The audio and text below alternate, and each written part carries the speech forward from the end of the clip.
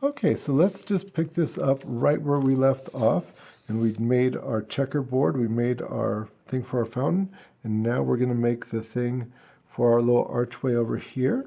So the next thing I need is to know where a couple more rows of these guys are. So I know that if I take, let's say, this guy's running up here. So here's one of the corners. I can still see it because my guidelines were so darn dark. And there's another one. So that's the length of a square as it goes up, right? So I'll just measure that, right? And so if I go over once, twice, you know, a multiple of times there, then I'll get more squares. So I just got to line that up. And you can see, boom, I get more squares. And yet another one. Okay. And boom, I get more squares. And is that enough? Kind of, but I'm going to need one more. So I'll just measure this one right here. Right? This is where this one is. And this is where this one is. And it helps to put a little dot in the corner when you're doing that, because it makes it a lot easier to find and make the measurement. Okay, and so there's that right over there. Okay, cool. And so I can get my last one. And that's the last one that I'll really need to make that little arch. Okay, so the arch was what? We've got 1, 2 squares, then another 2, that's where the arch is, and then yet another one that's kind of cut off. So let's do that. So I've got 1 right here. Let's do a measurement. That way we get things nice and precise. Oh, look at that. I can recycle one of them from before. So I'll go up here and do this here. Line that up. And I'll get my back wall area.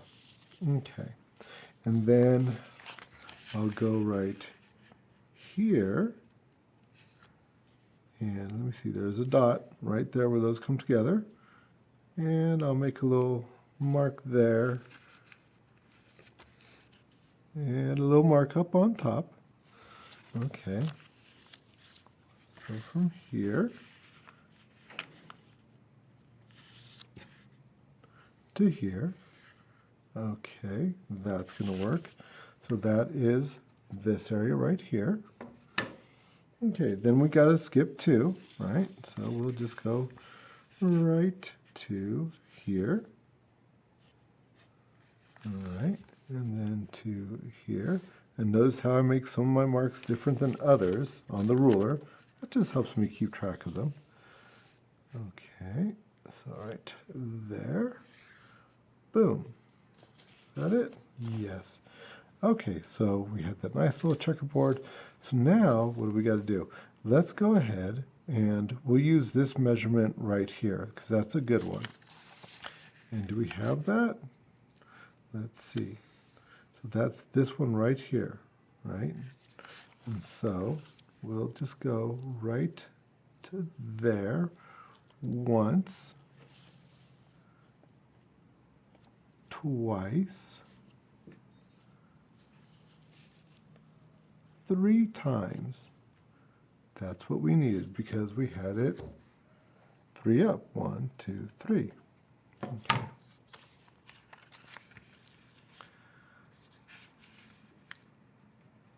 Okay, so we'll go once, and I'm going to try avoiding drawing a lot of extra guidelines now because it's just silly. It's a silly way to work. You don't need to draw things that you don't need, right? Because then you just got to erase. Gosh, remember all the erasing I had to do down there?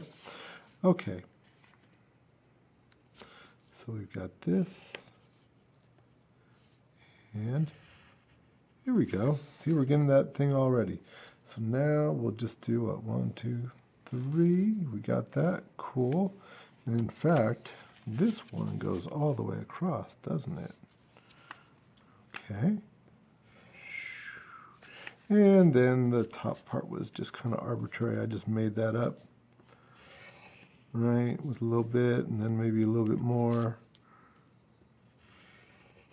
And, you know, kind of rounded this out. Maybe this will come out a little bit, maybe round it a little bit. You see how that nice edge right there made the whole thing look like as if it was rounded. See that? Okay.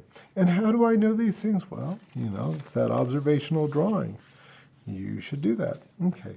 So let's find the measured center of this one, now that we really do know how to do circles. And so I'm going to go and I'm going to say that this is right about here. Look familiar? See, remember how I drew the lines there? So then, if I just say like, okay, I think the center is right about there. Am I right? Let's see. So there and there. Huh! I got it right for a change. Yay me. Okay. So I'll just go on up, find my spot right to there. And so there. And you can see how that's making it for the arch. And if I drew it halfway there and halfway here, then I could go ahead and probably just nip this one off a little bit here and nip this one off a little bit here. And look at that. I get the nice arch. Well, that was a lot easier to do than that darn fountain, wasn't it? But the fountain's cool, I think. I think that's a neat trick. Okay, for the opposite side, we were just making this one thick, so right about here. And, you know, I'm going to fake this one. I'm not going to bother measuring this. And we know that this was going across this way. Just level. That's just level. No special thing to that. And I think with this other side of the arc, you could calculate that, but why bother? We'll just make it kind of perpendicular, and it will look pretty much right. Okay, so if I was to get rid of the things I don't need, let me see, I don't need that, or these anymore, right? And this, none of this.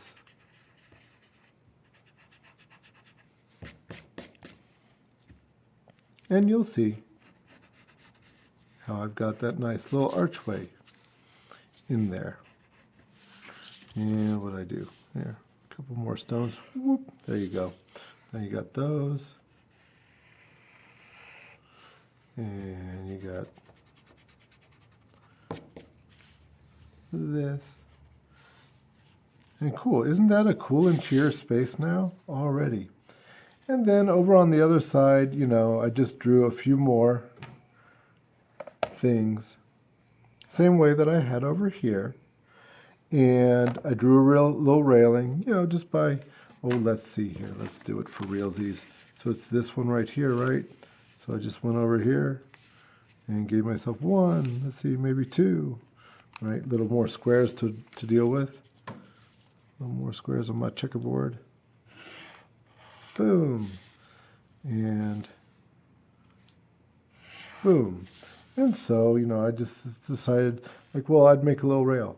But wait a minute. Here, take a look at this. So, do you remember how with this one right here, I used one cactus to find out how tall all the other cactuses would be? Well, you know, that's assuming that these cactuses are all about the same height, right? Well, I did the same thing using a person. I drew this person about how big I thought that they should be, right? And so then here was my vanishing point. So you see, I just made a line back to my vanishing point, right? And then I could determine how big other things would be. And let's show you that real quick. Not in such a nice way, in kind of a sloppy way, but yeah. So let's pretend that we've got a person. Oh, let's say we had a person right about here, Mr. Stick Figure. Hey, guy. Okay, so there's my stick figure of a guy. And you know what? That is a tremendously good way of starting a person, actually, is with a stick figure. And I say, like, okay, let's assume that that guy is 6 feet tall, you know. So then I can just go back and say, like, okay, to the end here, here is what 6 feet looks like. So on my back wall, okay, so this was the back wall here, right? And let's say it goes up like this, you know, and we've got something else maybe going off. Oh, I don't know, something like this, right? So something like this here, right? So then I can see, like, okay, well, if this guy is 6 feet, then the door should be a little taller than that, right? So here's where he'd be if he was standing right next to the wall, would be right here. That's how tall he would be. So,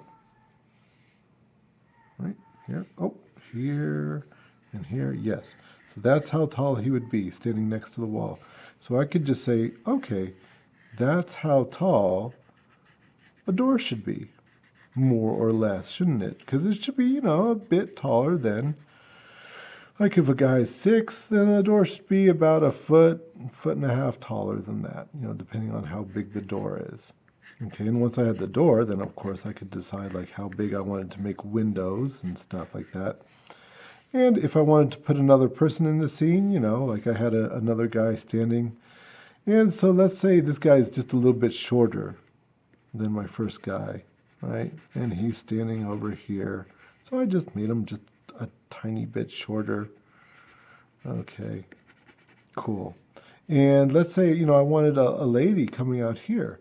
So I'd say like, well, okay, if the lady was coming from here, so let's say that's where her feet were.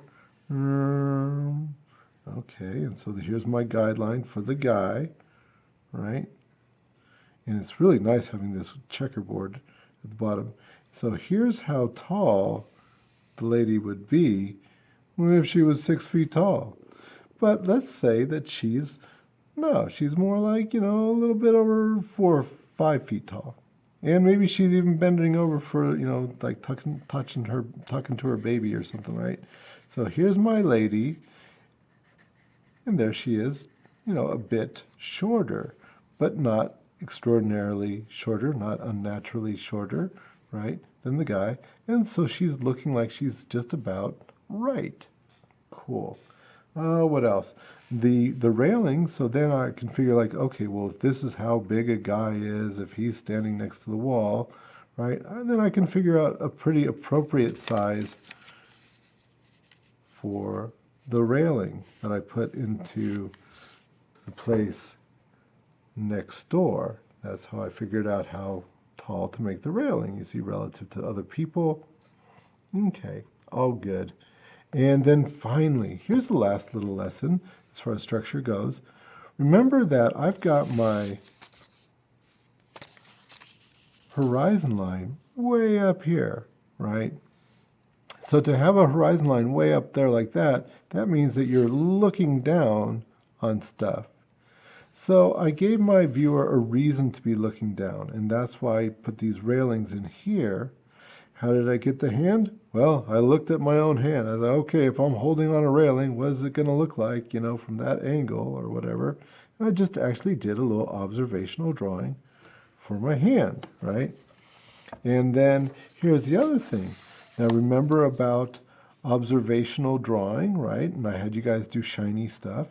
And because I learned about doing shiny stuff from doing real shiny stuff, I could kind of figure, well, you know, sometimes we've got a picture in a picture, but sometimes that just turns into streaky shapes. And sometimes you can kind of see a picture, so I ghosted in a little picture of a face right here, just kind of a funny one, right? But it's, you know, it's kind of distorted around the thing right here, but it's kind of cool. And how did I know how to do that? Once again, observational drawing. Okay. Another thing to look at is that I've got reflections in the floor here. Was that hard to do? No, of course not. All I did was take the shading from here and just bring it down a little bit. Okay, well here's the arch up here, right? So if I just shade it down here a little bit more, then it's going to feel like a reflection from that arch. See, and here's my line here, right? So if I kind of make a parallel line this way to that, right? An opposite line, I should say. It's not parallel, it's opposite to that. Then, it gives me the sense of reflecting that wall. Here, with the fountain, I just give it a sense of reflecting the fountain. The other shading is pretty standard. I purposely did make it a little bit darker at the top and the bottom.